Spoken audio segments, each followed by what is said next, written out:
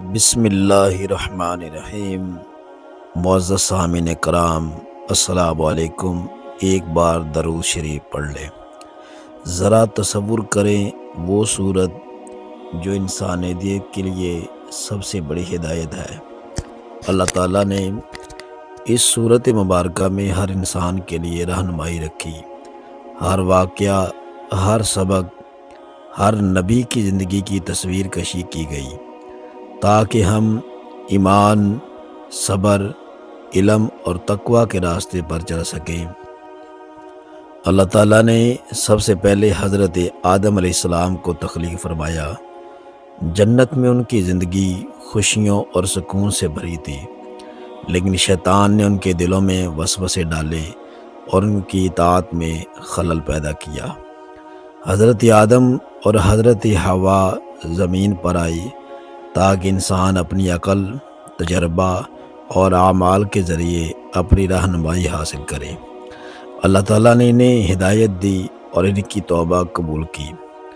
سورۃ البقرہ میں ان کی زندگی کے یہ واقعات بیان ہوئے جو انسان کی ابتدا، فطرت اور توبہ کی اہمیت کو واضح کرتے ہیں۔ رسول اللہ صلی اللہ علیہ وسلم نے فرمایا، ہر بچہ فطرت پر پیدا ہوتا ہے۔ والدین اسے یہودی یا عیسائی بناتے ہیں اور ماحول اسے بدل دیتا ہے۔ اس واقعے سے ہمیں سبق ملتا ہے کہ ہر انسان اپنی غلطیوں سے سیکھ سکتا ہے اور اللہ کی ہدایت پر قائم رکھ سکتا ہے۔ حضرت حوا علیہ السلام کا ذکر قرآن مجید میں نام کے ساتھ نہیں آیا، مگر ان کا کردار انسانیت کی تاریخ میں نہایت اہم اور بنیادی ہے۔ اللہ تعالیٰ نے حضرت آدم علیہ السلام کو پیدا فرمایا تو ان کی تنہائی کو ختم کرنے کے لیے حضرت حوا علیہ السلام کو پیدا کیا۔ وہ حضرت آدم علیہ السلام کی زوجہ تھی اور دنیا کائنات میں پہلی بیوی تھی جو بعد میں آگے چل کر انسانیت کی ماں قرار پائی۔ اللہ تعالیٰ نے دونوں کو عزت و احترام کے ساتھ جنت میں بسایا، جہاں پر ہر نعمت موجود تھی، ہر راحت میسر تھی، نہ کوئی بھوک تھی، نہ پیاس، نہ تھکن، نہ خوف۔ اللہ تعالیٰ نے حضرت آدم اور حضرت حوا علیہ السلام کو واضح حکم دیا کہ جنت کے تمام درختوں سے کھاؤ، ہر نعمت سے فائدہ اٹھاؤ، مگر ایک خاص درخت کے قریب نہ جانا۔ یہ درخت دراصل امتحان تھا، اطاعت کا، صبر کا اور اللہ کے حکم پر عمل کرنے کا۔ شیطان جو پہلے ہی حضرت آدم علیہ السلام سے حسد اور عناد رکھتا تھا، اس نے اس موقع کو غنیمت جانا۔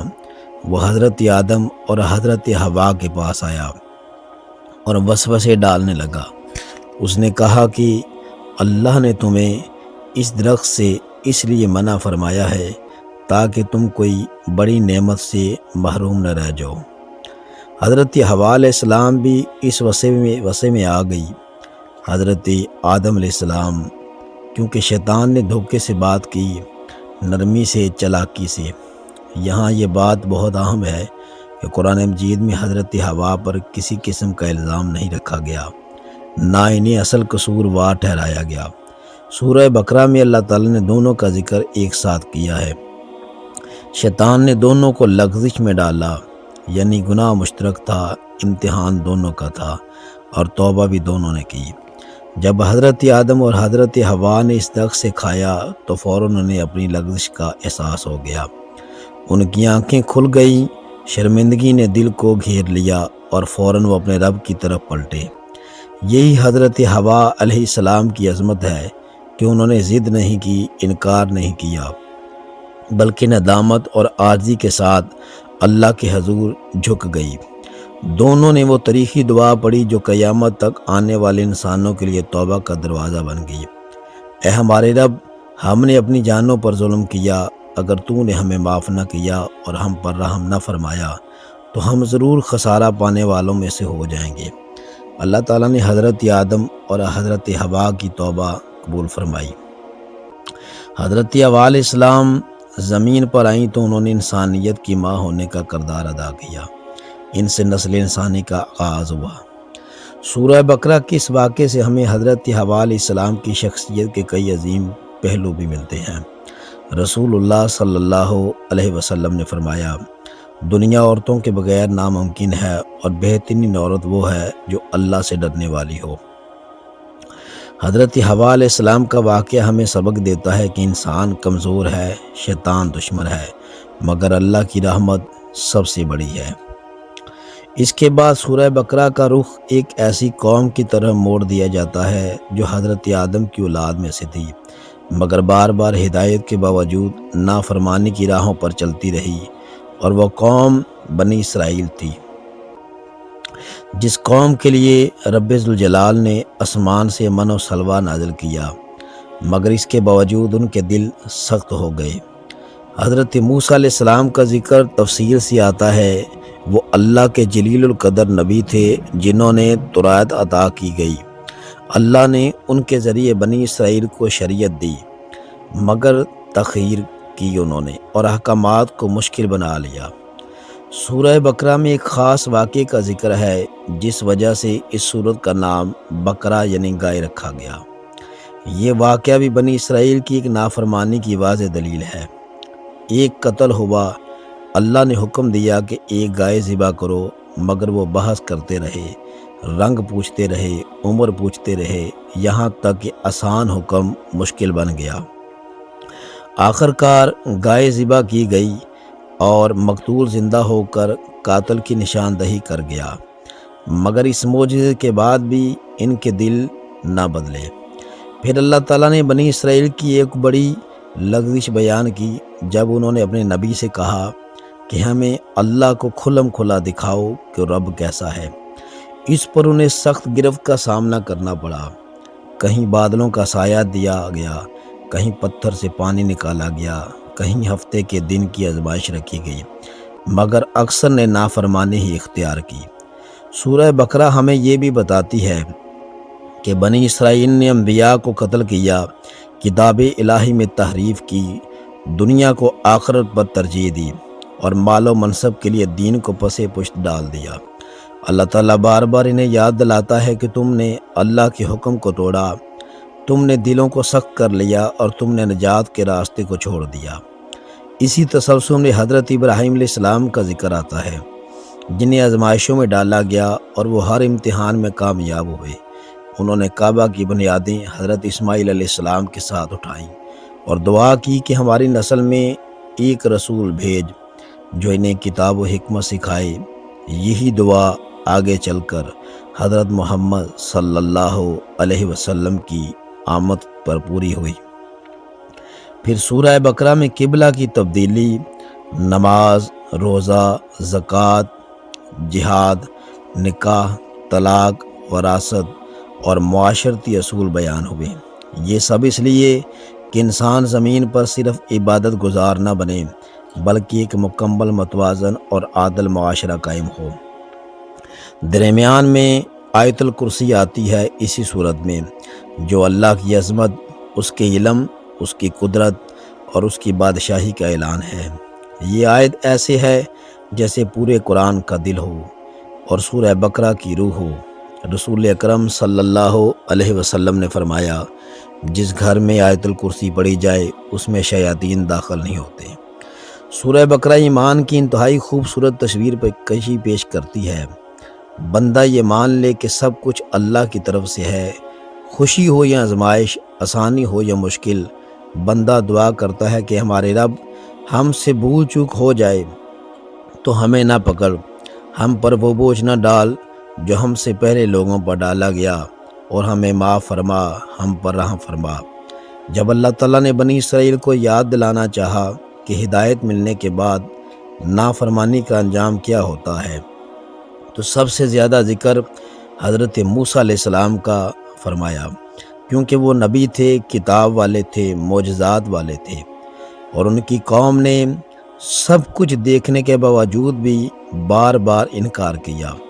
اللہ تعالیٰ نے بنی اسرائیل کو مخاطب کر کے فرمایا، وہ وقت یاد کرو جب فرعون تم پر ظلم کرتا تھا، تمہارے بیٹوں کو قتل کرتا تھا، عورتوں کو زندہ چھوڑ دیتا تھا، اور تم ذلت کی زندگی گزار رہے تھے۔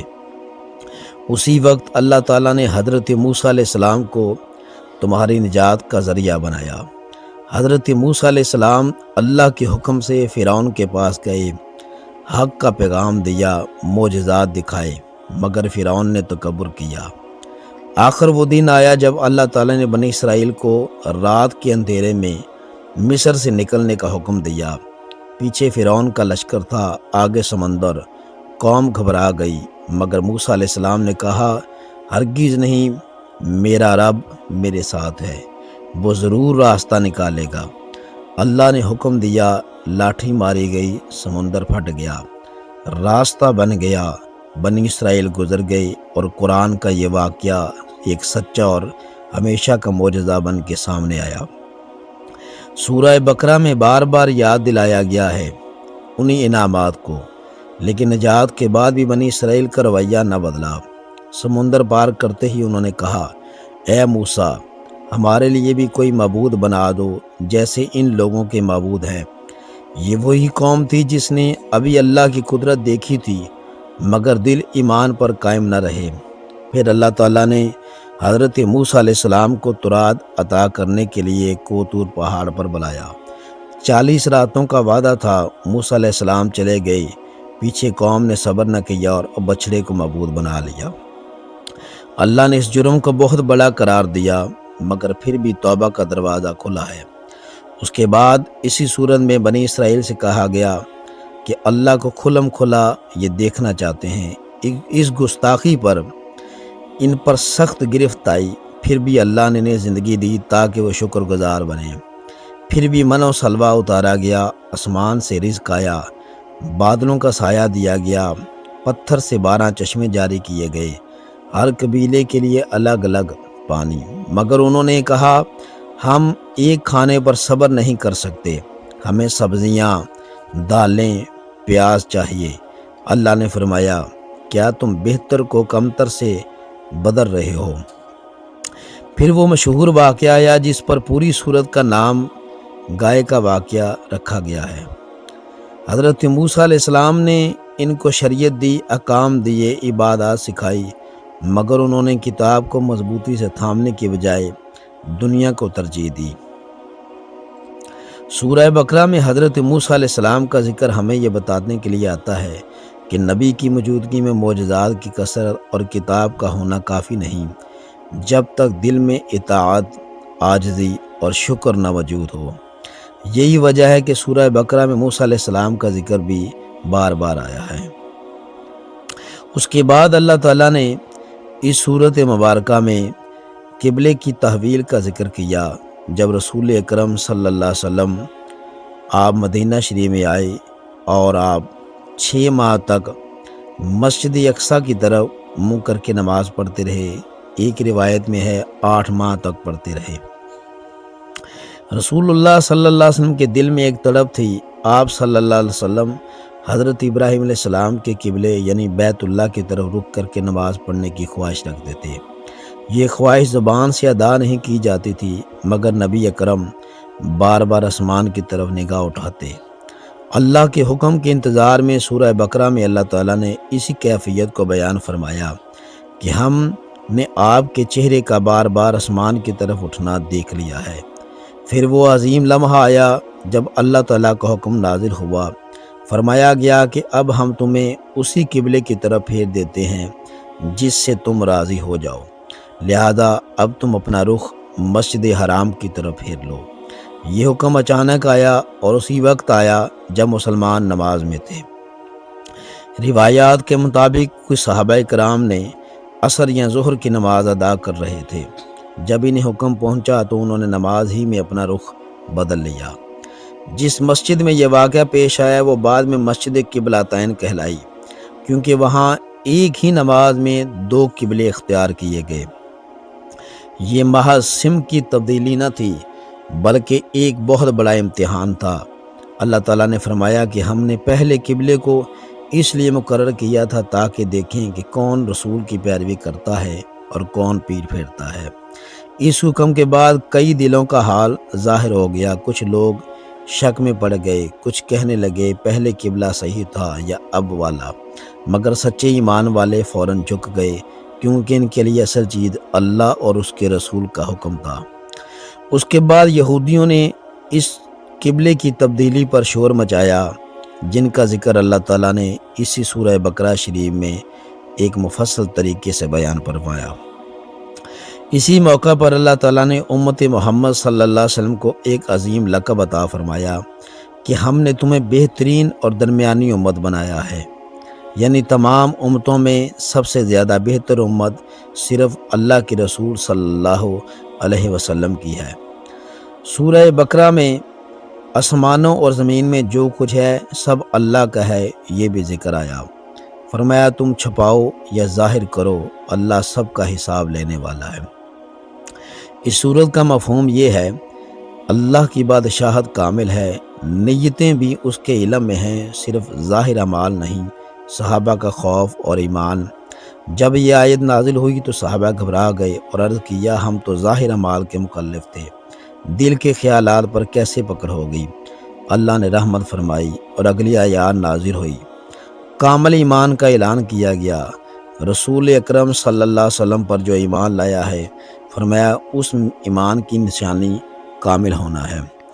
اس صورت میں بنیادی چیزیں اللہ پر ایمان، فرشتوں پر ایمان، کتابوں پر ایمان، رسولوں پر ایمان اور اصول کو بیان کیا گیا ہے۔ اسلام کا عظیم اصول، دین سخت نہیں، شریعت آسان ہے، نیت پر اجر ہے۔ دعا جو اللہ نے اس صورت میں سکھائی، یہ قرآن کی سب سے جامع دعا ہے۔ اے ہمارے رب، اگر ہم بھول جائیں یا خطا کر بیٹھیں تو ہمیں نہ پکڑ۔ اے ہمارے رب، ہم پر وہ بوجھ نہ ڈال جو ہم سے پہلے لوگوں پر ڈالا۔ اے ہمارے رب، ہمیں معاف فرما، ہمیں بخش دے، ہم پر رحم فرما، تو ہی ہمارا مولا ہے، ہمیں کافروں پر غلبہ عطا فرما۔ البقرہ آیت نمبر 286۔ احادیث میں سورہ بقرہ کے آخر کی فضیلت نبی کریم صلی اللہ علیہ وسلم نے فرمایا، جو شخص سورہ بقرہ کی آخری 2 آیات رات کو پڑھ لے وہ اس کے لیے کافی ہو جائیں گی۔ بخاری مسلم۔ سورت کے فائدے: حفاظت کے لیے، مغفرت کے لیے، سکون قلب، شیطان سے بچاؤ یہ سورت کرواتی ہے۔ سورہ بقرہ کا اختتام اللہ کی قدرت، ایمان کا اعلان، دین میں آسانی، جامع دعا پر ہوا ہے۔ یہ اختتام پوری سورہ بقرہ کا روحانی نچوڑ ہے۔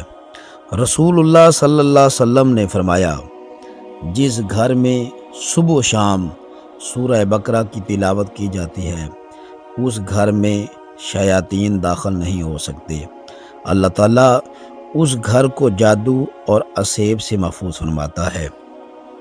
اس سورہ بقرہ میں رب ذوالجلال نے بہت ساری آیات ایسی نازل فرمائی ہیں جس میں احکام کا بھی ذکر ہوا ہے اور دیگر روزہ اور اعمال کا ذکر ہوا ہے۔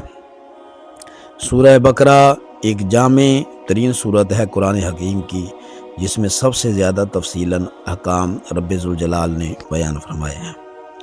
معزز سامعین، اگر آپ کو آج کی ہماری یہ تفصیل سورہ بقرہ کے جو ہم نے راز اور حالات اور پوری صورت کے واقعات اور جو اس میں بیان ہوا ہے اچھی لگی تو کمنٹ میں اپنی رائے کا اظہار ضرور کریں تاکہ ہم آئندہ آنے والی ویڈیو اسی طرح بنائیں۔